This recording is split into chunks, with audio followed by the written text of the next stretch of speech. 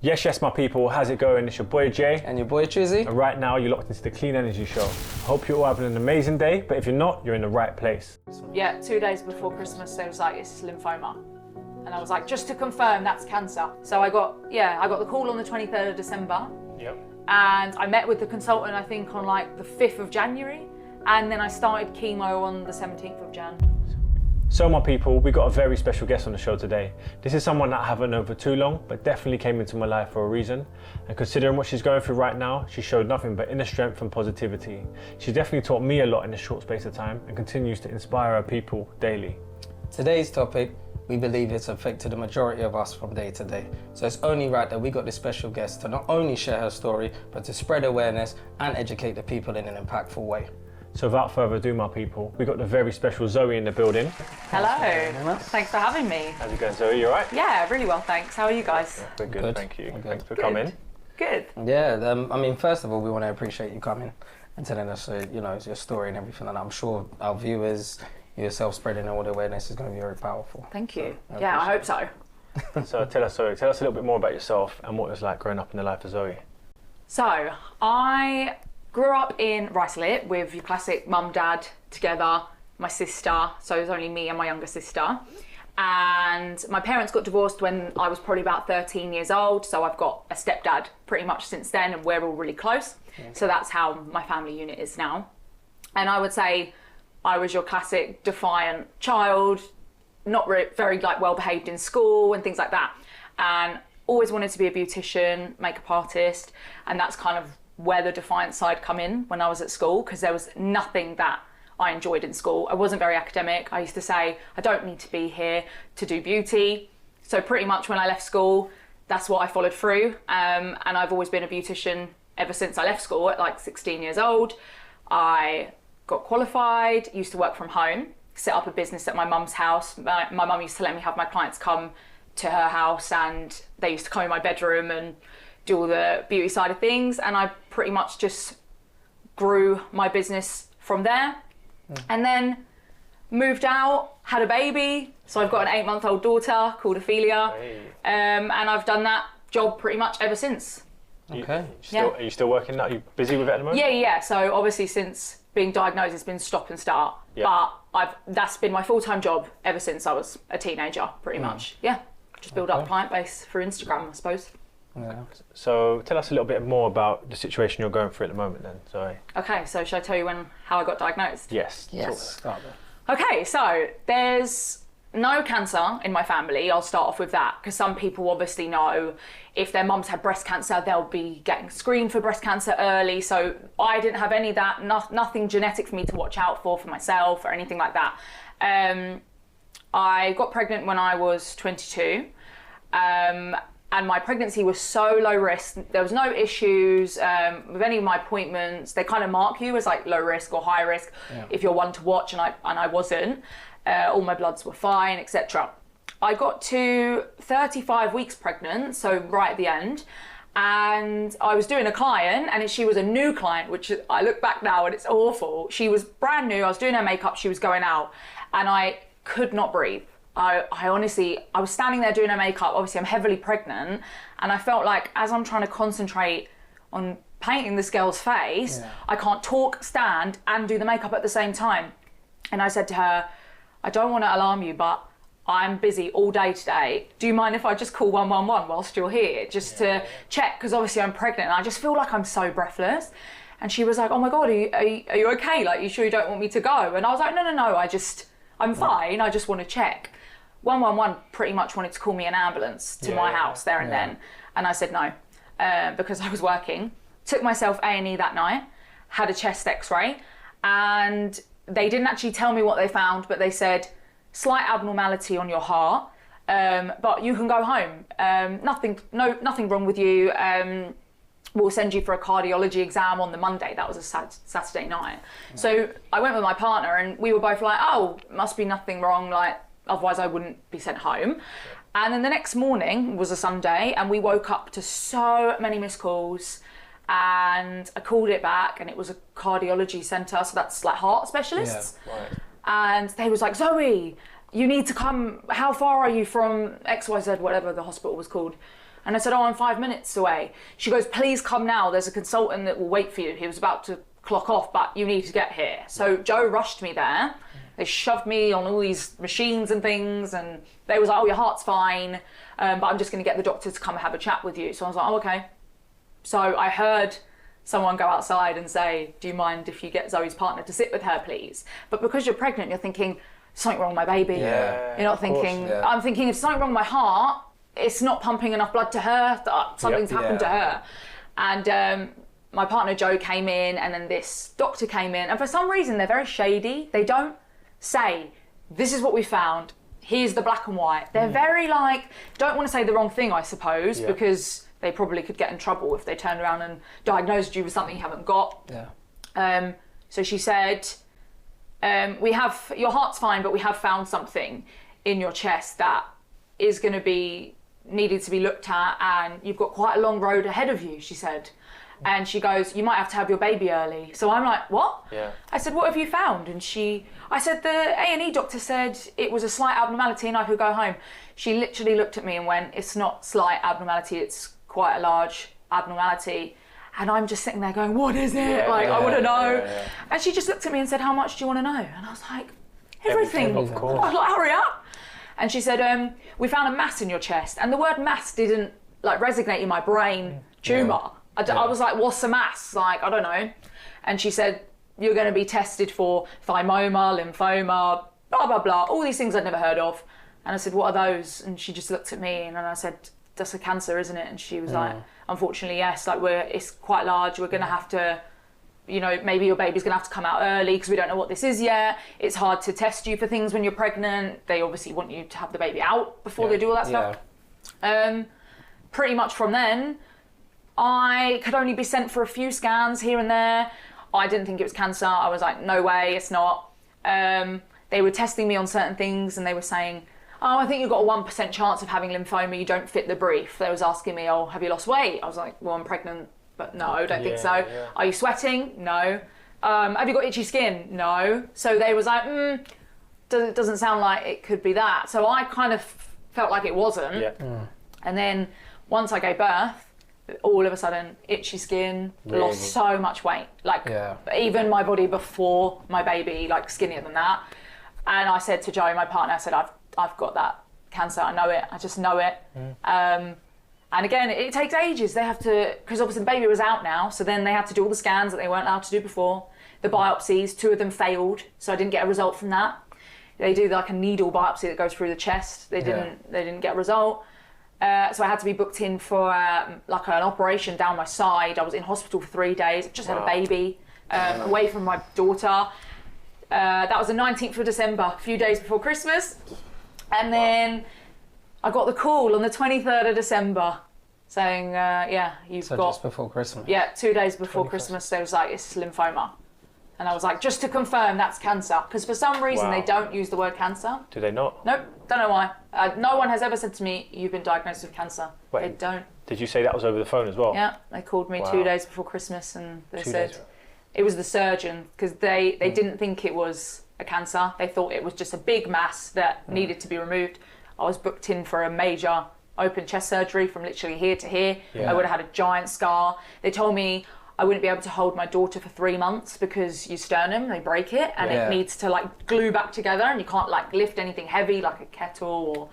and he changed it last minute. He said, I'm not going to do that big operation on you. I'm going to change it to a diagnostic surgery. And at the time I was so angry because I said, surely if it was cancer, it still need to be removed anyway. Like, can't we just get it out? Like, but thank God he did that, because once he'd done that surgery and he told me it was lymphoma, lymphomas respond to chemo. You wouldn't need a open chest because it's a blood cancer. See, if they removed it, I would have still had to have chemo because it was in my blood. So I would have had a major operation for no reason. So thank God he changed his mind. But because he's a surgeon and he didn't have to operate anymore, he called me and basically said, my work here's done. I don't need to operate on you anymore. You've got lymphoma. Now wait for the blood cancer doctors to call you. So it was quite brutal, actually, over the phone. Did you feel like you just passed the buck on, as you said? Yeah, they just, you know, the surgeons as well, they're not... I mean, I can't speak on all of the surgeons, but the surgeon I had, he's very good at his job, but when it comes to people, they're very black and white. It's emotionless almost, you know? So every time I saw him, I'd get nervous because he gives me bad energy, not clean energy. I'm like, oh no, so he honestly, just pretty much his job was done and I was passed on to the next, and obviously they don't check up on you or anything, that's it. So tell us a little bit more about, obviously you said it was from a phone call. Yeah. That initial phone call, how did you feel when you received that call? Well, we were staying at my mum's house because of my daughter, and I'd just come back from hospital, and for some crazy reason I randomly decided to go home and get some stuff. So me and Joe left, the baby was at my mum's, we left, got to our house, got all the stuff ready for Christmas because we were still going to stay at my mum's, and that's when the call was. So I saw no caller ID. I was upstairs, I'm shouting for Joe because I'm like, oh my God, it's definitely the surgeon. Joe was nowhere to be seen, so I took the call by myself, and I was just, I think once I got off the phone, it then computed in my brain. I was like, oh my gosh, like I've actually got cancer. And then I was angry at the way I'd been told. Of course. But because it was near Christmas, I feel like they were all clocking off. They were all going on holiday. So he was probably like, well, I'm not going to wait until after Christmas. I'm going to tell her now, and that's it. And he probably thought I would have appreciated it over the phone maybe, and as soon as he found out. But I don't know. It's a hard one because either way, if I went in his office and he told me to my face I had cancer, it's still a horrible situation to be in. Maybe it was better in a way, he told me over the phone. I wasn't ready for it. It wasn't a scheduled phone call. He just, sometimes that's better. When they just spring it on you like that. So do you feel like it would have been better in person? I think so, because after Christmas and I went in to the blood cancer doctor, they have a Macmillan nurse there with you. Right. And that's usually how they give you the news, with a Macmillan nurse and the consultant that's going to look after you, and all your questions get answered there and then. So yes, probably, because I said to the surgeon, what cancer, what stage, and he was like, I don't know, it's you're passed on. And then obviously I had to wait until everyone come back from Christmas holidays. So definitely if it was told to my face, it would have been a smoother, I would have felt more. But then again, by the time I went in and had that conversation, I had time to digest from the fact that I'd just been told I had cancer over the phone. I enjoyed my Christmas. I then sat and wrote all my questions that I had. So I really computed, like it was processed in my brain. So then when I met that consultant and the Macmillan nurse, I was ready to have that conversation and ask all those questions. Do you feel like in that time in between, before you saw the doctors after, was you feeling like you was like weaker or anything like that? Or was you feeling your normal self? I feel like I was feeling my normal self. Like once I had aphelia, all of the cancer symptoms kind of showed, but then sort of calmed down again. And it's funny because you always think cancer makes you sick. It's not, it's the treatment. Some people have cancer and they don't even realise. So, not really. My main symptoms were itchy skin. So itchy skin. Yeah, and you could have that for multiple reasons, not just cancer. So, well, as you said, it's something to do with the blood. Because I know with the blood situation, obviously the itchy skin and all those things like allergies and stuff like that. But obviously this is something serious. But as you touched on, you just having aphelia, obviously, tried to put myself in a position. I was obviously like I'm like a dad, but you know you're a first-time mother. Did you feel like, obviously hearing it, did you feel like it was kind of like a sense like he was robbed of this beautiful moment and everything? Yeah, especially when they kind of go through the whole chemo can make you infertile, and then I'm like, great, so if this was my one chance of having a baby, it's not been organic, it's been completely robbed from me. I have a heavy cloud over my head. It affected the way I bonded with her. I bonded with her in the beginning because I hadn't started cancer treatment yet until she was about 2-3 months old. But pretty much you have to continuously bond with your baby. Like some mums will admit that they probably didn't feel that strong enough love maybe until their baby was 6 months old. That can happen. And I felt like I didn't get enough time with her before I started that treatment, and then I wasn't myself. You're ill from the treatment. There were days where I didn't want to hold her. There were days where I felt like she wasn't my baby. I thought, like, that's my mum's baby. My mum's got her all the time. Completely robbed. And now I'm out of chemo and I feel better. That side of things does upset me when I look back. But in the time, you're so ill, you can't concentrate on that. I knew in my head, my daughter's fine. She's under the same roof as me. My mum has got it. Like, she's amazing with her. So I could relax knowing my daughter was safe, fed and fine. Yeah. But it was hard for me to navigate motherhood whilst going through something so awful, like mentally and physically. It's brutal, chemo. Yeah. So yeah, my first time mumship was definitely taken from me. Yeah. Yeah, definitely. Tell us about like the process between being diagnosed and then having treatment. Did they like offer you treatment straight away? Yeah, so lucky for me, mine wasn't an emergency as such. Some people have tumours that are on the heart and they pass out in a supermarket and then they find the tumour and they're hooked up to a chemo machine within the same hour and they're on it 24/7. Luckily for me, mine was on the other side of my heart. We had time.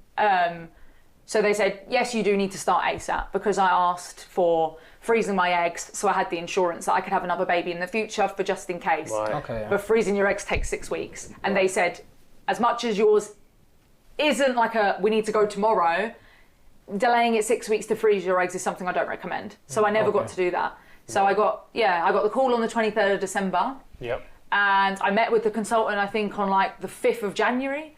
And then I started chemo on the 17th of Jan. 17th of Jan. Mm-hmm.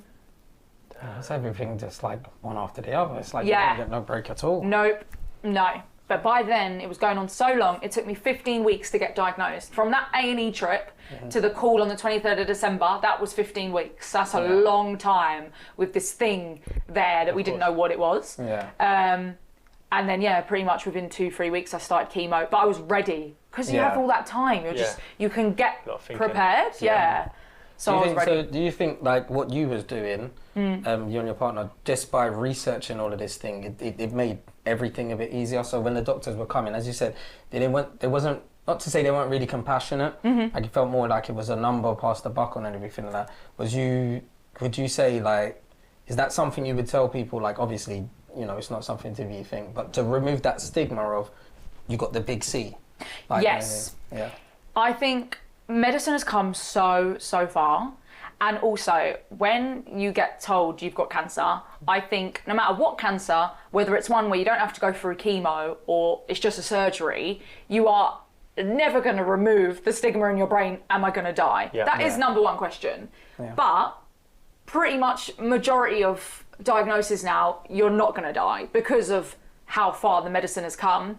There are so many cancers where you don't even have to do chemo, and chemo is the brutal one. Some are just surgeries, like melanoma, skin cancer. They can, if you catch it early enough, you can just have it removed.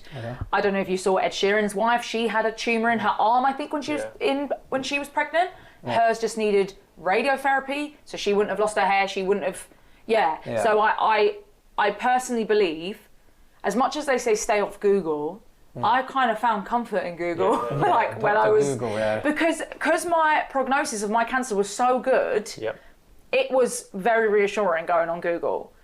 I definitely think if you are someone that's got diagnosed, it's hard to kind of group you all together because there's so many different types of cancers, but you have to take, honestly, every second as it comes. Don't jump to conclusions. Like, just do your own research, ask the right questions to your consultant, ask for second opinions, and you kind of navigate your own way with what will help you.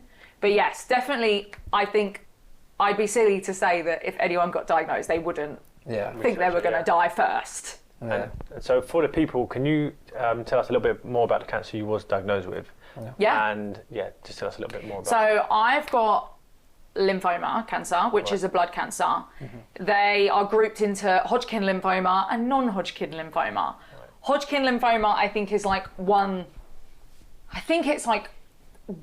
kind of cancer. They would treat the Hodgkin lymphoma the same way, but non-Hodgkin lymphoma, there's so many different types. So I've got non-Hodgkin lymphoma. My actual diagnosis is primary mediastinal B-cell non-Hodgkin lymphoma. And it's basically just a giant tumour in your mediastinum, which is in your chest. But it's obviously a blood cancer, so the blood cancer basically goes all the way around your body and will pile up somewhere. So that's where mine is. And that was my actual diagnosis. But again, I never got told that either. That's what I was going to say. So Yeah. from when you was diagnosed, 2 days, was it before Christmas? Yeah. When did you find out what cancer you had exactly? Did they have to do a lot more tests on When you? I went in for the to the consultant on the 5th. Actually, yeah, you're right. He called me and said it's a lymphoma, but we don't know what type yet. Right. We're waiting for that result because I think the biopsy can tell you if it's cancer or not. Told me what cancer. This is a lymphoma, but because there's so many different types, Yep. I think they have to leave it in a dish for longer, and it will tell you what kind of cells come up. So I didn't know what stage I was or what cancer. And then I think it was when I went in to see my consultant with the Macmillan nurse. That's when they was like, "Oh, your accurate diagnosis is blah blah blah," and he told me. Yeah. Yeah, because there's again so many different types. Did you feel like the Macmillan nurse was a bit more compassionate when they were doing it than the doctors? Yeah. I feel like it's kind of their job. They're like your friend. Right. They call you as well during chemo. Sometimes they're like, "How's it going?" Or they'll come and visit you in your chemo sessions. And yeah, they'll call on you. Or if you have any issues, you're given a 24-hour line that you can call. And usually they'll be the ones that will get back to you. Yeah. So the consultants are, to be honest, my consultant was, well, I still have him, but he's actually quite compassionate. He's actually all right. He's not very like standoffish. So I've got quite a good consultant. He's not like my surgeon. My surgeon was very like Black and white. yeah, black and white, hard face. Like I don't even think he smiled once. Even. So Sorry. do you get like assigned someone, like the one particular person? Yeah. Okay. Yeah, you get assigned the nurse, but as I say, you could call the 24-hour line and someone else could answer because she might not be at work. But if you wanted to speak to that person, you would just say, "Can I speak to blah blah blah," and then they'll get them to call you back. Right. So they are really good, and they're so educated on like your case and everything. So most questions they're able to answer. Yeah. And so the particular cancer you've got, how common is that? Oh my gosh, mine is very rare. Mine is, I think, my actual diagnosis is 2 to 3% of all non-Hodgkin lymphomas cases. So only 2 to 3% of us have that exact one. But my cancer as a whole, lymphoma as a whole, is the most common cancer in young adults from, I think it's like teenagers and adults from age 14 to 25. Oh, so it's as low as teenagers then as Yeah, well? and it's the 4th most common cancer in pregnancy. Wow. Yeah, I think breast is number 1 for a lot of things. Does it have a link to it or anything like that? I asked, and I was so scared to get pregnant again because I was like, what if it's just my body that's just decided to create cancer whilst I'm pregnant? But unfortunately, they're like, no, there's no evidence to suggest that. But I'm like, that's the wrong answer because there's no evidence. It's not him saying point blank, no, that's you pulled that out of thin air. He's saying there's no evidence. So I'm like, is it a conspiracy theory I've kind of made up in my own head? I don't know. But I think as time's gone on, I honestly, can I swear? I honestly think it's shit luck that I got it. Yeah. I don't think it's anything pregnancy related. I think it's 1 in 6,000 pregnant women get cancer, any type, not just lymphoma. Okay. Did they say anything to do with like lifestyle, or is it just like no? Okay. Lymphoma's it's to do with your lymphatic system. Right. Sometimes number 1 symptom is anemia, so when you're low in iron. I've always had that. So I'm like, has that played a massive part in the fact that I've been low in iron for too long and it's created cancer? I don't know. This is the problem. It's all, they can't answer these questions you want answered. They don't know. Yeah. And as you said, you didn't have the history of it in your family, so No, it's I'm like, the first, hopefully last, one to have cancer. Yeah. So do you find yourself doing a lot of research then? Yes. Yeah. Yes. And when I got diagnosed, I knew I was quite open with stuff, and I knew I wanted to be open about this. So I made a lymphoma targeted cancer Instagram page, and it's done so well. And I would post on it all the time, showing everyone what I was going through. I have obviously friends, family, now strangers follow it. Yeah. I have so many other cancer survivors, cancer patients that are still going through it. They all follow it, and we all give each other advice. And funnily enough, all the people that have the lymphoma I've got, we're all the same age. We're all 23, pretty much. 23, 24-year-old women, all of us.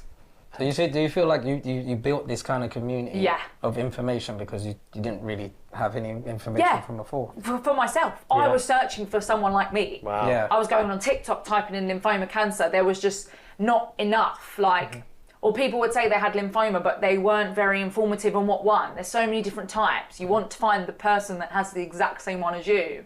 And also where mine was so unique, I was pregnant as well. I was like trying to find somebody who had cancer in pregnancy, so I created that space for myself. Honestly, it was for myself first, because I was like, I need to find other people. Yeah. But then, as I become almost like a cancer pro, then I could help others. Yeah. Yeah. And how does that feel? Oh, amazing. It's honestly the best thing I ever done. And I think even when I'm in remission and it's all said and done, I'm still going to be on that page helping everybody else and talking people through their journey. And I even post like a lot of facts on there about lymphoma cancer. It's not just about what I'm doing and my chemo and stuff. Yeah, so definitely we'll keep it going. I mean, we've definitely learned a lot already just from 100%. which That little is amazing. segment there, in the blood and everything like that, that's very insightful. Yeah. Obviously, it's a very positive thing what you're doing now online. But there is a stigma of like not talking about things like cancer. Have you received any like backlash or anything from the page? I haven't received any backlash, but one of my friends did actually say that he personally couldn't share publicly something like that. And he kind of was almost uncomfortable about it, that he was just so confused that I was able to do that, posting like raw moments of my head getting shaved and me crying online and like things like that. And when I'm in a good mood and I kind of like, what's the word when you kind of like detach yourself emotionally from something? Yeah. If I watch one of those in one of those detached moods, I almost can laugh at myself because I'm like, I can't believe I posted that online. I'm literally watching myself crying and I'm laughing at myself. But when people are emotionally attached to that situation and they relate to it, then videos are so important. Yeah. Because you don't know if that person watching has got cancer, the same situation as me, but has no one to talk to and cry to. They could feel like they could message me, and that's what happens. I do get people being like, oh my God, I watched that. The exact same thing happened to me, but I didn't have XYZ amount of help. So honestly, it's all worth it, to be honest. I don't really care about the small minority that don't agree with it, I suppose. Yeah. So do you reckon the reason, obviously you said you first built the page for yourself, but have you found like a new sort of meaning for it to like break that stigma of talking more, would you say? Yes. Talking more. I don't even agree with the whole post it online. You don't even have to do that. You don't have to make an Instagram account like I do and talk in depth. But I think you can't go through something like cancer alone. I honestly don't know how anybody could do it. There are a few people that have said to me they haven't told friends and family, maybe only their mum and partner know. So when they see friends and other distant family, they'll wear a wig and basically not even tell them. And a lot of them have said, because I don't want to scare them. Okay. And I'm like, but if you're going to be fine, or even if you're not going to be fine, how are you going to explain that? I feel like it's so important to talk about what you're going through to whoever you feel comfortable with. For me, I'm open, so I'm comfortable with posting online. But if you're not, you need at least one person. You cannot keep like that, something like that to yourself. So why do you think people feel like they don't need to talk about things or shouldn't talk about things like I think because they are compassionate and they consider the other person's feelings and they don't want to scare the other person. Like I try and think if it was the other way around. I can only imagine how hard it is having like a partner or a daughter, which I am, having cancer, and I'm just the one sitting back helplessly trying to help.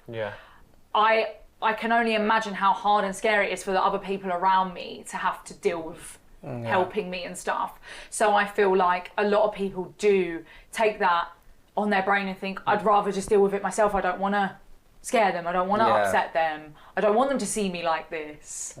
And it does take some kind of person to really put it out there and One of my aunties had, well, you know, like an auntie that's not your auntie. Oh, right. One of those aunties. got plenty She of had, she had breast cancer 15 years ago, and she said that the only person that saw her bald head was her husband.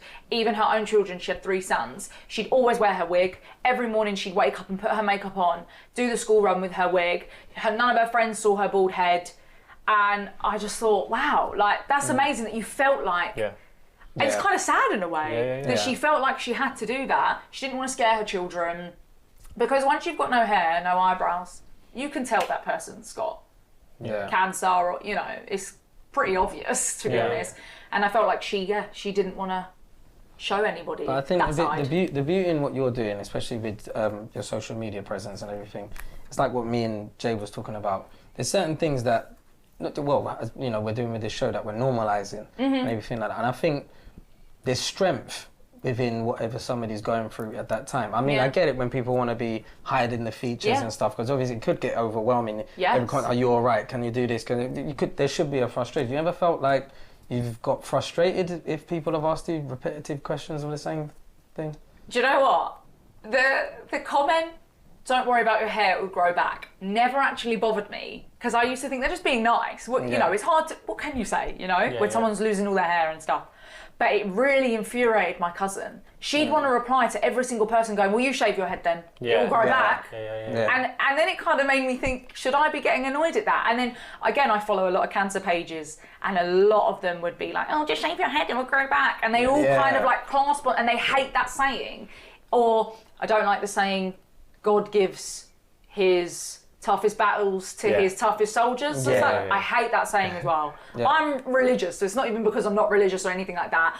I just think there are some situations like cancer where you don't actually have to try and make someone feel better. I think just listen and be like, "That's actually really awful that you lost your hair," or "I couldn't imagine what you're going through." I feel like sometimes you don't actually need to be like this positive penny person try and pull out like a nice quote almost. Like it can get frustrating. Just take it for what it is. I think that's the only thing, but it doesn't infuriate me. I just think, oh, I wish someone just didn't try to give me like the positive stuff. Just actually be like, "I'm so sorry you're going through that." And I'm here if you need me, sort of. Do you think that, obviously, like, cancer's affected a lot of people? Everyone, near enough everyone, really. We've all known someone who's had cancer. Do you think we should be learning about it more in like schools and stuff like that, because it is affecting everyone? So but a lot of us are uneducated about it. Would you say, what's your opinion on like it maybe being brought into like the education system? I think that would be amazing, but because there's so many different cancers, so many different types of symptoms, it's like, where would they start with teaching young children? I think the easiest and most informative way of teaching anybody and educating anybody is check lumps, like armpits, things like nowadays. The bowel cancer has become a massive thing where people are talking about that more, because it has a stigma linked to poo. No one wants to talk about poo, but you have to check your poo. Things like that. I think there are so many different kind of taboo sort of symptoms that no one talks about, so no one's going to look for it or be embarrassed to look for it. So I think, yes, I think if you could educate young people, it's definitely to like check your breast, check any lumps you've got. Tell, especially if you're doing it to primary school, secondary school children, tell a parent, or if you find something, because again, I feel like people would keep it to themselves. So do you feel like it would be good if health checks were mandatory? Say if we had to get like checks every 5 or 10 years, because we don't have to get checked. People go their whole life without being checked. I think what would be amazing if there was money for it is if you could have an MRI like once a year, because MRI is I don't think it's it's like a small amount of radiation compared to like other scans that I've had. I think one of my PET scans is, for your average person, 10 years of radiation in one scan, and I've had like 3 of those already, so I've been radiated up. But so I think if you could just book an MRI, that would show any kind of tumour in your body. So can you not book an MRI? Do you need to be... You have to pay private, or you have to have an issue that the doctor's like, "We need to send you for an MRI." They won't just send you for one. So are you everything you're going through, is that through the NHS? Yes. Okay, so it's all NHS. I have no private healthcare, nothing. So. Is that from choice or?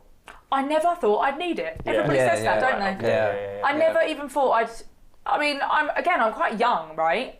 23. I feel like maybe private healthcare is something maybe people think about later, or if somebody gets it through work. I'm self-employed, I don't get it through work. Yeah. But luckily for me, all of this happened when I was pregnant, so that becomes like everyone needs to rush you in for all these scans because you've got a baby. Maybe if I wasn't pregnant, it wouldn't have been dealt with as quick. Yeah. I don't know. Yeah.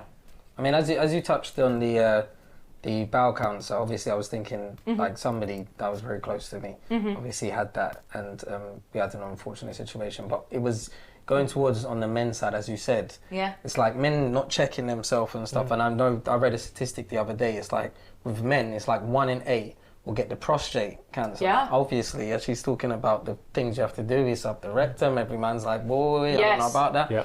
But yeah, I think it's definitely important. You know, it is important because it's going to be too late, sort of thing. Yeah. I think men get their prostates checked from 50 or 55 years plus. Yeah.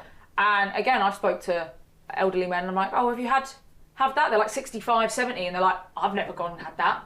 Yeah. And I'm like, why are you looking at me like that for? You have to get it checked. Why not? Yeah. Again, I think it's a big generational thing as well. Yeah. The older generation, Definitely. like when I got diagnosed, all the older generation were like, but it's not in our family, so how have you got cancer? Yeah. And they don't understand. The same way if they had to be sent for something like a prostate check, they're like, I don't need to do that. I'd rather not know. Yeah. I feel like we've come a long way. Our generation are more aware of Sharing things them, because of probably social media as well and stuff like that. Yeah. And people like yourself spreading awareness. Yeah. There's a lot of powerful people on Instagram and TikTok spreading awareness for certain things, which makes people feel more comfortable with getting their own checks, I suppose. Yeah. I think pages like yours definitely help remove stigmas of a lot of these things. Because as I said, going back to the men again, you know, from 45 plus, it affects the majority of men anyway. Yeah. So with that mentality of less like, I don't need to go to, men are terrible with going to the doctors. I mean, I'm terrible with going to the doctors. Yeah. Do you know what I mean? So yeah, they are. I think, like, as you're saying, with the educational system, it is a fine line of when we introduce it, but I definitely think, since it's such a huge thing, and it affects all of us, you know, your page is appreciated. Thank you. No, it's exactly why I made it. It's so needed, definitely. I mean, for your page, obviously, you said like it's helped a lot of people, probably helped them not feel on their own or alone. Is there any times that you feel like you're alone? In the beginning, there would be, obviously my baby needed feeding in the night, and you feel like, I mean, regardless of cancer, if you're a mum feeding your baby in the middle of the night whilst your whole household sleeps, it's the loneliest time ever, and you're so frustrated, like you look at your partner like, ugh, you're sleeping and I'm up feeding this baby. So regardless of cancer, that is the loneliest I think I could ever have felt prior. So whack cancer on top of that, and you're feeding your baby. Those are probably the most sad times in my life. I look back at those night feeds and I would just be staring at her in tears, feeding her, thinking, I can't believe this is what's happened. I always imagined having a daughter and just having a daughter, not having cancer and going to hospital and losing my hair and moving back in with my mum. And I couldn't even get myself out of bed some days. I'd never imagined that. I think probably the saddest night of my life was New Year's Eve. What did you all do on New Year's Eve? Did you go out? Okay, that was a bad one for me this year. Was that a bad one for you? Yeah, I lost one of my good friends on New Year's. You had a bad one. Yeah. Well, that doesn't make me feel... No, but go on, tell us more about your New Year's. Yeah, so my New Year's, I was at my mum's, because this was all near that surgery, I was still recovering, and I was upstairs with Ophelia, and I wanted her to be asleep by midnight so I could be asleep by midnight. I didn't want nothing to do with New Year's Eve. I knew that I was going to start chemo in a few weeks, and I was just like, I have nothing to celebrate. Next year I should be cancer-free and I'll celebrate then. But this year I want nothing to do with it. My mum and my stepdad had a few people round that evening for New Year's Eve. And I kind of tried to get involved a little bit, and then took my baby up by myself, tried to get her to sleep. Ophelia did not want to go sleep, so I was awake at midnight, which I did not want to be, and I was standing in the window in the dark watching the house opposite have a party, and they're all laughing and joking and singing and having the best time ever. And I was just standing there holding a feeder, crying my eyes out, watching them all cheers at midnight. And I was just by myself. And I think that was the moment in my head where I was like, what I'm about to go through is going to be so awful. And I just felt so upset for myself that I was just standing there watching all these people have fun. And I was just crying upstairs by myself, watching them have fun. But then once my family downstairs did their New Year and whatever, they obviously come up and checked on me, and I was crying, and I said, I just felt so happy for them, watching all of them have so much fun, and I feel like this, like I'm so happy that people are enjoying themselves tonight. And my mum just went, Zoe, don't be ridiculous. They've all got a story. You think because they're all having so much fun right now, nothing's happened to them, which is true. You don't know if you're looking at someone that just lost their dad 2 months ago, Very true. but they're still at the party, you know, cheersing their friends. You don't know what they've gone through, and it's true. You think when you're in your darkest of moments that you're the only one. Everybody else is happy and living life, and they're all fine, and it's just you. But it's not true. And was there anything in particular that helped you snap out of that sort of mind frame? Or? I think honestly, because I'm so open with how I feel. Once I told my mum I just watched that party, and she said, Zoe, everyone's got a story, blah, blah, blah. I think that just instantly helped me. But there's some people that wouldn't have even told their mum that. The power of conversation. Exactly. They wouldn't admit it. Or they would have run into the toilet and quickly not showed that they were crying. I'm quite open. And also because I just had a baby, I was so conscious of postnatal depression and stuff like that. Which again, that can just happen to you without any warning, and obviously I had a diagnosis on top, so I was conscious of the fact that no, I'm going to try and keep my mental for me and my daughter as much as I can, and the only way I'm going to do that is by being open every second how I feel. Do you think that could be in a relation with the sort of relationship you got with your mum? Because obviously, I mean, your mum's seen you come down, and let's just be honest, mums always know when their children are feeling a certain way.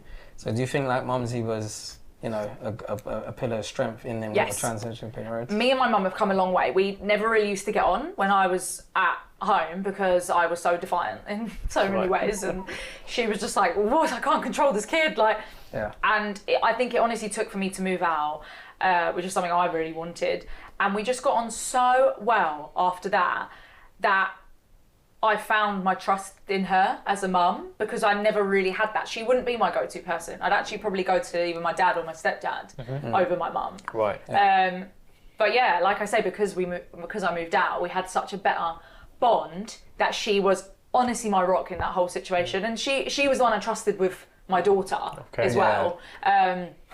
Obviously, when your partner's at work, who are you going to leave your baby with? So my mum had her. So yeah, it's so important to have somebody, even if it's not your mum, a friend, anybody. So would you say, I know obviously it's not a good situation, but would you say would you say you come closer with your mum? Yeah. Really? 100%. What about everyone in general, friends and stuff? I think me, my mum, my sister, my stepdad, those kind of people, we all become so close because we lived together. They were making sure that I was smiling every day, even when I didn't feel like it. If I didn't get out of bed all day, my stepdad would make sure I went on a walk for at least 5 minutes and get me out of the house. They was like on it. My partner, we really distanced. He struggled so bad mentally with my diagnosis that it really put a strain on our relationship at the time. And I felt myself not going to him. He wasn't my first person that I'd want to sit and cry with. I'd go to my mum. I just felt like he was so down. He would just go to work, come back, and it would just be on his face, doom and gloom. And it was really hard to be around him because I felt like everybody else was probably feeling like him, but didn't want to show me that. Whereas Joe he struggles with his emotions. You know, not everybody's the same. You can't put everyone in the same bracket. But so I think when you're in a relationship with someone that's got cancer, that other person, it definitely will affect them a lot. Because he's probably thinking, I've just had a baby with this woman. God forbid she dies. What am I going to do? I'm left by myself. Or it's a lot. Yeah, it's a lot. And he was watching me ill in bed.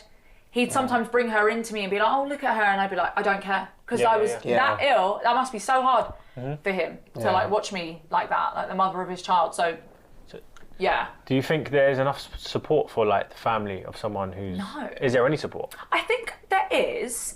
I feel like you have to go looking for it. You know, like I'm pretty sure if you probably Googled like Macmillan support for a partner, there'd probably be something. Yeah.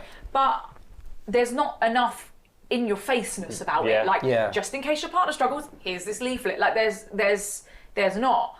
It's all targeted on that person with cancer. So like, I can get free counselling, but doesn't mean Joe can. You know. Yeah. And counselling is expensive. So it's not like Joe's going to be like, oh, tomorrow I'm going to book one. They're like £70 an hour, some of them. Yeah. So it's hard to find support.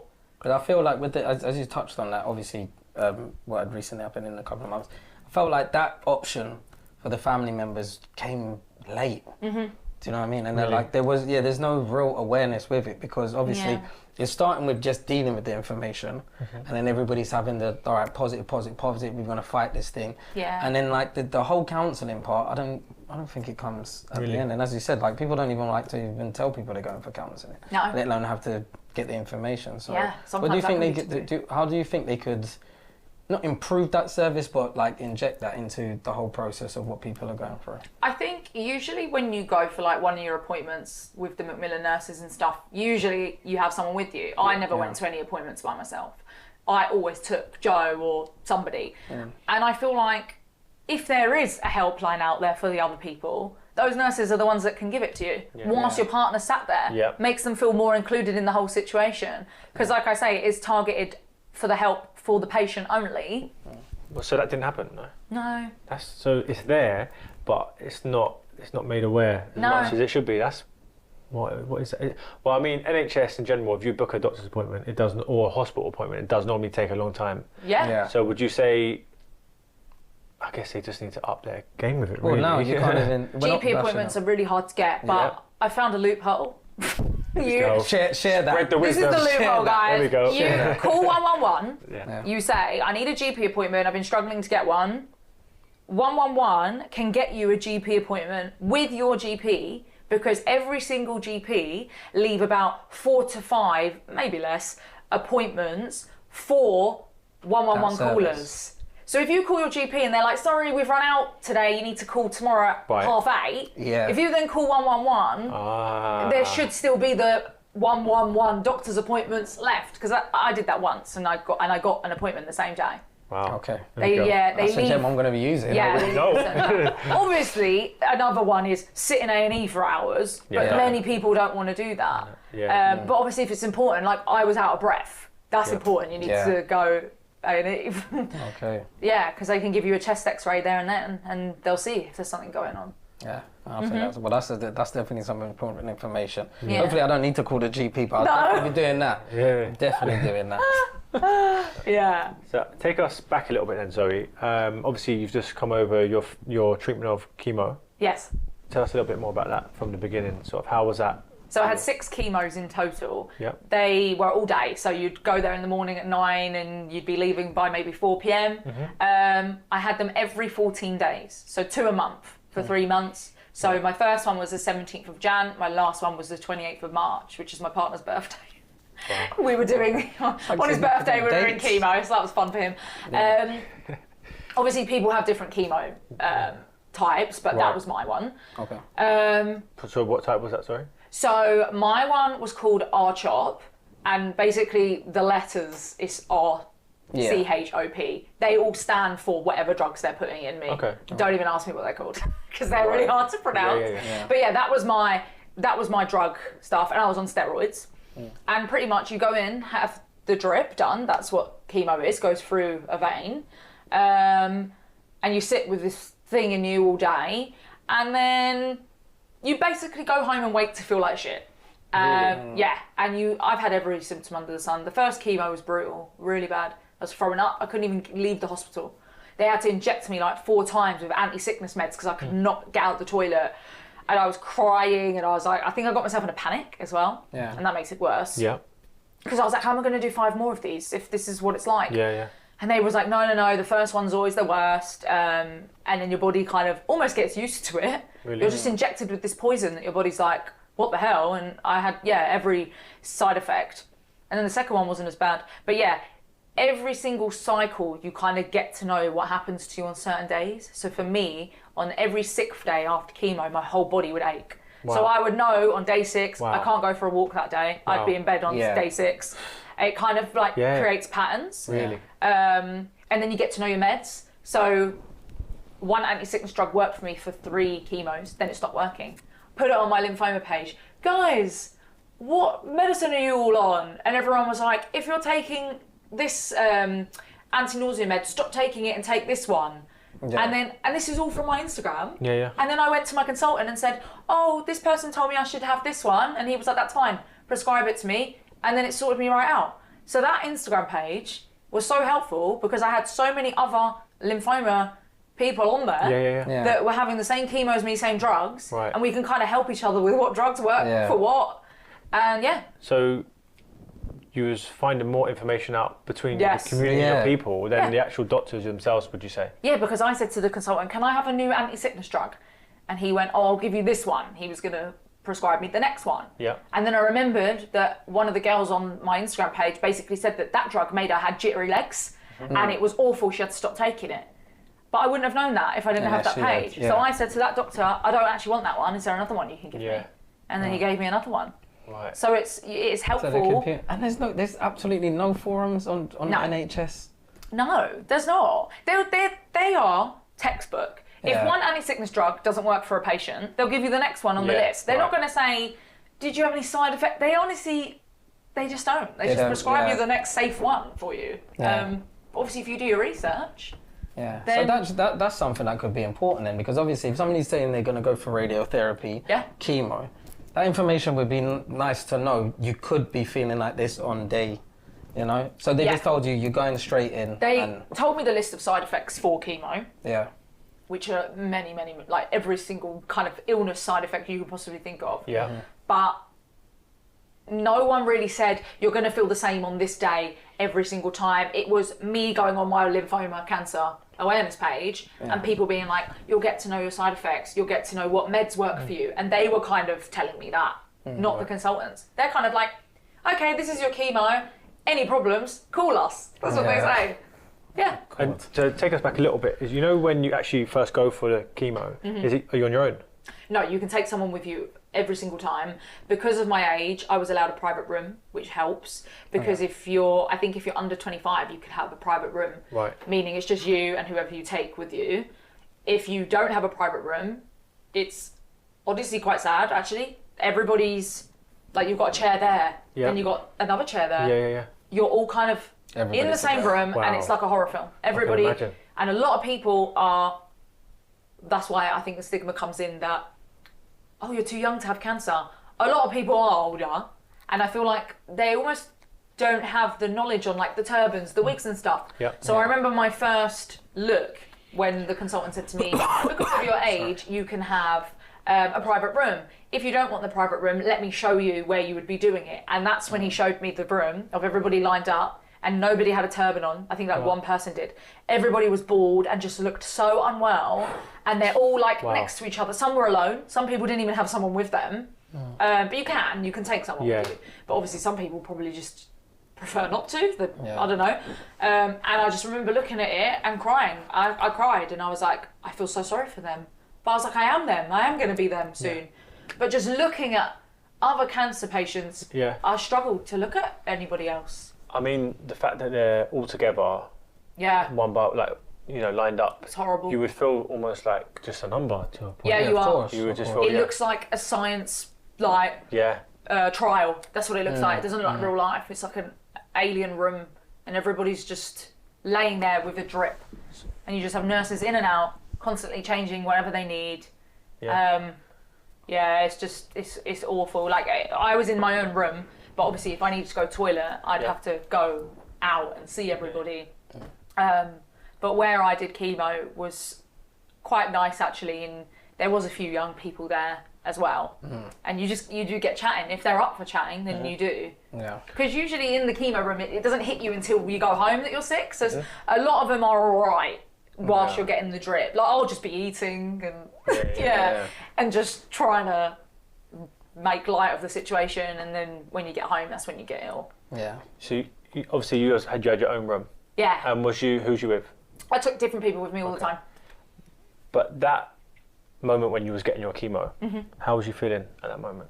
I think for the first one, I was ready because, like, how long it took for the diagnosis, I was like, I want to start. If this is what I have to do, I want to get going like now. So I actually mentally was fine. Yeah. My first one. My second one, I was filled with anxiety because I knew what was coming. Yeah. And I was so sick from the first one. I think I cried the night before. I hardly slept. Yeah. And I was like, I can't believe I've got to do this again. But that second one was actually a breeze compared to the first one. So it's mind over matter, really. You can't let it get a hold of you. I started panicking, like, what if I'm sick again? What if this happens? But it didn't happen. So I stressed for no reason. Yeah. Yeah. It's difficult because you're a very strong-minded person. Yeah. But imagine if you're not, If you're not. you're in trouble right now. Of course. And then if you're over 25 and you're in a room full of loads of people, that's just. But the good news is you can take somebody with you. Right. So even though you are in the room with others, it just means you've got to see it. And sometimes when you don't see it, it can help you get through it a bit more because you just feel like you just sat there. Yeah. You're not looking at everybody else. So, yeah. So tell us a little bit more about like the symptoms or what happens after. Do you get obviously you get symptoms every time you do the treatment? Yeah, you get side effects, yeah. And then what about like after that as well? What, after I finished? Yeah, I mean obviously you lost your hair. Yes. When does that happen? I lost my hair after the first one. Oh, straight It started falling out. Does it? I kept it till the second one. I held on to it. But at the second chemo, I think I already had like a big patch missing at the top of my head. But I still kept my hair, but I cut it short and I donated it to the Little Princess Trust because I had long black hair. Yeah. So I cut that off before I started, sent it off to donate.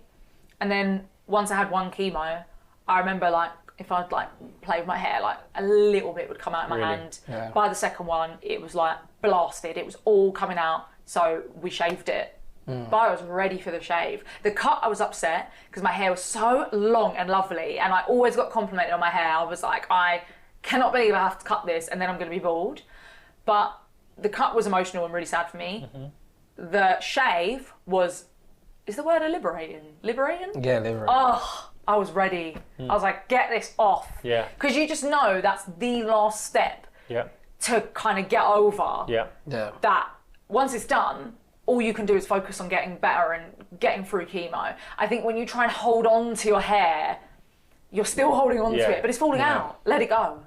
So I let it go and I felt good after. So would you say that shaving your hair off was quite empowering? Oh, honestly, I was ready. Yeah. Joe was like, wait for me to get home. And I was like, I don't want to. I was so ready. I was like, I just want to do it now. But I did. I waited. And he actually shaved his hair off first. See that? Yeah. That was emotional. Yeah, it video. was. It was it was nice. But I think because I wasn't upset at the shave, I was ready. Everybody was fine. I think my mum kind of like teared a little bit, but not really. Everyone was like, oh my God, look at her. She's absolutely fine. So I think it was a nice moment for everyone rather than sad. Yeah. Yeah. Did you find, as you mentioned, Joe, did you find, what was that point of where you lot's communication was probably building? Like, because obviously you had a little time to adjust to it, and as men, you just get upset if you see your loved one in pain. Because I was so ill, we couldn't communicate. I literally didn't want to speak to anybody for most of the time. So I think that's what damaged the way he was feeling a lot, because he couldn't voice how he felt to me. And he would feel like, how dare I moan about how I feel when you're going through this? Right. Yeah. I feel like people say that a lot to me. Yeah. They're, you know, if you're having a conversation with a friend about something that they think is ridiculous compared to what you're going through, They just won't have it. They just won't have it. They're just like, Yeah. honestly, it doesn't even matter. Like, what you're going through is way bigger than that. And I felt like Joe was like that. He felt like, how dare I kind of voice to you right now what I'm feeling when you literally can't even get out of bed. Yeah. So once I finished chemo, I started feeling better within 4 weeks. We moved back home, obviously mine and Joe's house. And that's when we started rebuilding us again properly. and he voiced everything he felt. And honestly, I think it went on for days, this conversation. Every time he got home from work, we'd have the conversation again. Was that like subconsciously, or did you make a conscious effort? I think it was because we have a baby, we go to bed pretty early. Right. So I think it would be like, I'm not listening anymore. Let's have it again tomorrow, you know, because you get so tired. Like when you're having such a in-depth conversation, sometimes it gets too much. Mm-hmm. Yeah. And there was a lot to talk about. It'd been months that we hadn't communicated nothing to each other. So I think we went over the same thing over and over and over again, just by bringing it up every time he'd pretty much walk through the door, shower. Oh, how was your day? How's Ophelia? Right, how are you feeling? Are you feeling better from last night that we spoke last night? And then we follow it on every day. Yeah. Which is a lot.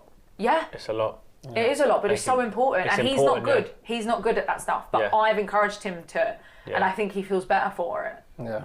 Yeah. So it was a nice story. Did you find that was going with any other family members? As you said, your cousin was not really taking kindly. Yeah. She was like, I feel aggressive about. She was angry. Yeah. My sister struggled to see me so down and depressed. Mm-hmm. I look at humans, this is like my analogy, I look at humans like, you know, like printer levels. Yeah. Like, you know, like black, if it's running out, or I feel like we're all like that with things like anxiety, depression, happiness. We have different, every single person has not got the same levels of all these emotions that we have. And I would say pre-cancer life, I don't have depression in me at all. I'm not one of those people that gets down or someone goes, what's wrong with you? Yeah. I'm quite like level-headed with stuff. Mm-hmm. I'd say my anxiety levels are higher than probably the average person. But depression is something I've never struggled with myself. When I got cancer and was on these steroids and stuff, steroid side effects, number one is depression. They are real mood enhancers. They're really bad for you, And I honestly, without being morbid, I thought about dying every single day when I was going through chemo. And I think it was just on my face and my body. And like when someone would bring me my daughter and go, look at her. And I'd just be like, I don't care. My sister struggled with that. My mum said that she would go in her room and just cry. Like I'm finding it hard to look at Zoe like that because she's not like that. I think when someone's kind of got it in them a little bit to be a little bit moody and sad, it's easier to kind of help them and focus on that because they kind of have always been a little bit like that. But when someone's not like that and then all of a sudden they're just shut off from the world, I think it was really awful for them to see me like that. And they struggled with it. And you mentioned that obviously you had thoughts of dying. Yeah. Did you speak about that? I mentioned it a few times to my mum, but like she'd get really upset when I'd say it because she'd be like, you've got so much to live for. And I'd be like, how can you say that to me when I am literally ill every single day? I've got no hair, no nothing. I can't even get out of bed. I can't even look after my daughter for more than an hour. And she was like, it's temporary, like you're not going to feel like this forever. But in the moment, you think this is your life now. That's how it is. So for anyone going through a similar situation to yourself, what sort of advice would you give them to be able to snap them out of that, them having them dark thoughts? I feel like you have to remind yourself what you're going through and that's valid. Of course you're going to feel like that. And I think as much as it's good to be positive all the time, you're not going to feel like that all the time. And when you don't, feel it, feel sad, cry, be angry, feel those emotions and then let them go. Because don't get me wrong, there were many days where, like I said, I didn't get out of bed and didn't want to speak to anybody and I was not feeling positive. And then all of a sudden you'll have that one amazing day and I would make sure it was a good day. I would go on a walk for longer than I could on my really down days. And I think you just have to like grasp those moments. And when you do have dark thoughts and stuff, as much as accept them and let them in, don't let them rule and take over your life. And that's where it ties into the whole cliche, talk to somebody, but it's true. You have to talk to somebody because that's what will help. And it does. For me personally anyway, if I felt like that, I would never sit and just deal with it myself. I would tell my mum, my sister, my whoever, friend, even on a conversation. You know when someone calls you and goes, how are you? And you just go, yeah, I'm all right, how are you? No. I wouldn't. I was the opposite and I'd be like, no, I'm actually not fine. This is what's happened to me today. I wouldn't actually answer it like standardly. I would actually say like, no, I've had the worst day ever. And I just think it's important to voice it wherever you can. I think that's a good point though. Why do we always do that? Why do we always say, yeah, I'm okay. Yeah. I'm okay. What is that? Because you think people don't care almost, or don't have time to listen to it. Don't have time, maybe. Yeah. So you feel like maybe you're a burden if you talk about Yeah, people feel like a burden. Yeah. But I was just like, what I'm going through is too big, and I am a burden. I am. I've had to move back into my mum's house, and they've had to stop working to look after me and my daughter, and I had to accept every day that I was a burden, but it's out of my control, and it's not something. What can I do about it? I had to accept that I was stopping everybody's life. That's what's happened. But that's the key thing with family. That's why I said I wouldn't label it as a burden. Yeah, I know. I would definitely say that's what the magic of family would be. Yeah, of course. So, cause you feel like a burden, but you're not. Yeah, you're not to them. They would do anything for you, and that's what they did for me. But there were days where I would cry to them, and I'd say, I feel so guilty that you guys have had to stop this and that, and they'd be like, it's fine, don't be stupid, like we of course are going to do this for you and help you. And they'd say, we would never get this time with our grandchild if it wasn't for this horrible situation happening. She was like, as bad as it sounds, exactly, yeah. But we wouldn't see her every day like we are. They got to see her every single day, and they loved it. They still found a silver lining somewhere. Good comes out of bad, somewhere. That's some positive thinking right there. Yeah, 1,000,000%. So would you say there was any significant lifestyle changes since being diagnosed for yourself? Yeah. So I don't smoke or drink anyway, but where I've had a tumour so big in my chest, they've told me to never smoke ever again, like even a vape or shisha. You've had something so close to your chest and lungs, and they just want that area clear forever. Yeah. And so I'm definitely not allowed to do any of that stuff. When it comes to alcohol, obviously there's a lot of ties with alcohol and cancer, and many different cancers. So it's kind of like pretty textbook, like don't drink too much alcohol now that you've had cancer, but I wouldn't anyway. So luckily for me, I'm like in the clear. I don't have to stop too much. But obviously there's so many things, isn't there? Don't eat too much processed meat. Don't sit on your ass all day. Make sure you're, and I just feel like I will be doing those stuff, because once you're in remission, it's then staying in remission. Yeah. You're not just like, wipe your hands with that. You're going to hospital appointments for the rest of your life to check it hasn't come back. So there's so many factors you can do to help yourself reduce the chance. Yeah. Have they talked to you about being in remission, like when you get to that stage? No, I think because I'm not there yet, they haven't. So I'm not sure. But again, my lymphoma page, they've all kind of warned me that when you're told you're cancer free, you think it's going to be the most amazing thing of your life. Yeah. And they said, don't feel bad if it's not, because sometimes you are like, what just happened? Like when they tell you you're cancer free, all of a sudden you start processing what you just went through, and then it's processing not being afraid every single second of the day that it's going to come back. Yeah. Right, and you get the build up of anxiety. Every 3 months you get a check. Oh no, they've booked my next appointment. You need to try and channel and learn to live with, this is my new normal now. This is what I've got to deal with for the rest of my life, and I need to not let it take over. And I think that will come with time and support from other people. Yeah. Do you feel yourself evolving from everything you've been through right now? Yeah. I think if you can go through something as awful as that, and there are a lot of awful things in the world that you can go through. It's not just cancer trauma. There's so many different traumas. But I think if you can go through something where you have completely hit rock bottom and you've come out the other end, you look at life so differently, and you just feel like you're not afraid of other things that you maybe would have been afraid of, or something so little like sitting in traffic and you're moaning about it. I would never moan about something like that. Now I couldn't think of anything better than sitting as 6 hours of traffic rather than 6 hours of chemo. Yeah. So you just look at life definitely, so differently. You wouldn't moan about the same little things again. So you got to tuck your road raging. Yeah. You can talk, bro. More important things in life than road rage. You know what it is though? Over the last couple of years, I've noticed even with what we're doing, we're speaking to a lot of people going through different situations. Yeah. And I've definitely learned these small things that I would think was such a big thing before. It just doesn't matter no more. No, it doesn't. When you're mentioning cars or road rage, or if you had a little crash or something, as long as you're okay and you're worried, don't worry about the car. You're good, sort of thing. It's a perspective, because the situation's still the same, but it's how you're thinking, how you deal with it. 100%. 100%. But I mean, so going back to yourself, If there was someone in a similar situation to you and they've just been diagnosed, what advice would you give them? Straight down the camera. Follow my page. Well, no, that's the first thing I did. I looked for someone like me doing that page. I think definitely Instagram, social media is your friend first off, because your doctors aren't actually always going to give you the answer straight away.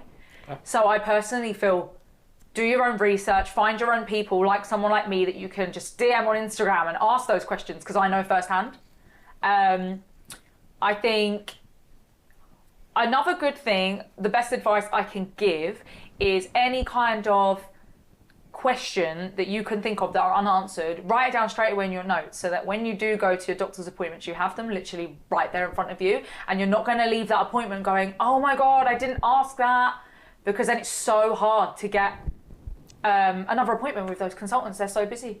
Yeah. So you need to kind of like be organised with your health journey. Yeah. Yeah. That's powerful, man. Yeah. Do you feel like that's gonna be you now for the rest of your life, always being organised and more tapped into yourself? It helps your mental. Yeah. It's such a physical thing to go through that you kind of like have to go through the motions, find people online, write down your questions for your consultant. You'll never ever leave a doctor's appointment then going, I don't feel informed, because you've spoke to somebody firsthand that has had it, and you've also researched the questions that you want to ask, wrote them down, and had them all answered. And the ones you don't have answered, second opinion, or the people online can answer them for you. Yeah. There's so many different avenues. You don't have to straight go to that doctor, because sometimes they don't have the answers. So that's a good point.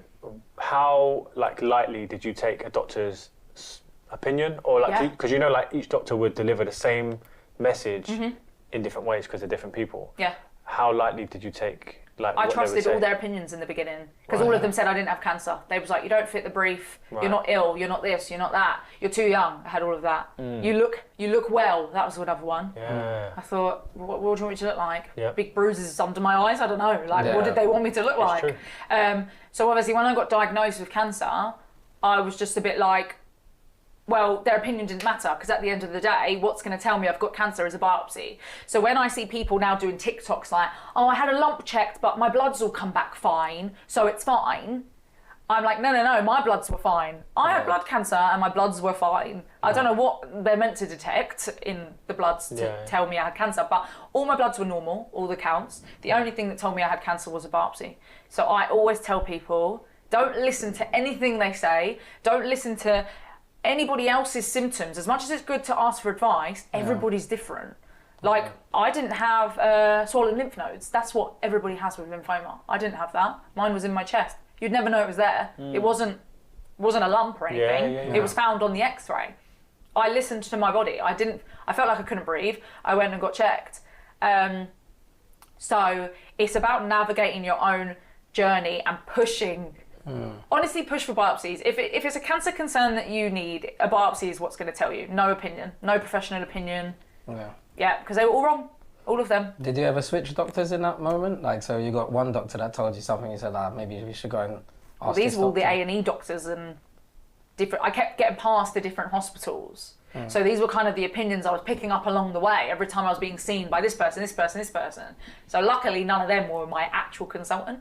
But yeah, my surgeon said, I think you've got a 1% chance of having lymphoma. Wow. And you think, wow, I definitely ain't got it then. Yeah. But I did. So I'm like, what's the point of listening to it? You just have to have the biopsy. That's what's going to determine it.